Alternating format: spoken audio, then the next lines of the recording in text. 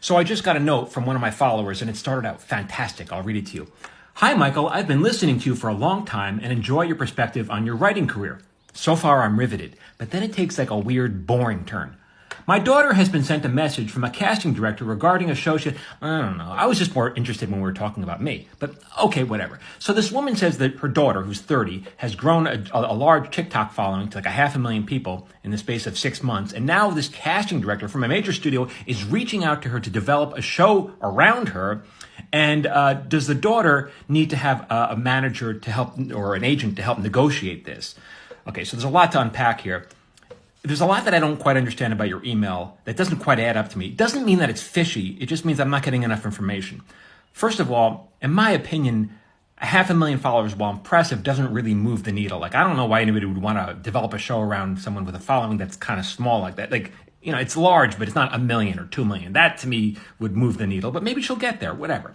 And usually casting directors don't function in this capacity. Usually a show gets sold by a producer, someone like me, or an executive, and then they hire a casting director to cast the show. They reach out, they audition people like your daughter, and then they make a deal or something.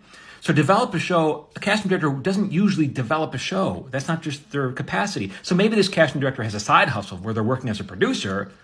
That's fine, people do that, but they're introducing themselves as a casting director, so I don't quite understand that. Again, doesn't mean it's fishy, it just means I need more information.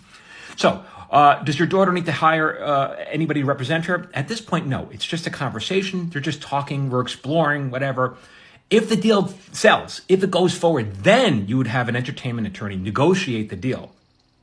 You don't need a manager or a lawyer, although it might be a good idea to reach out to one and bring them on board and cut them in. Hey, I'll give you 10% if you want to represent me now and forever or whatever. That's a great way of getting representation for future projects. But you don't need that here. All you need is an entertainment attorney.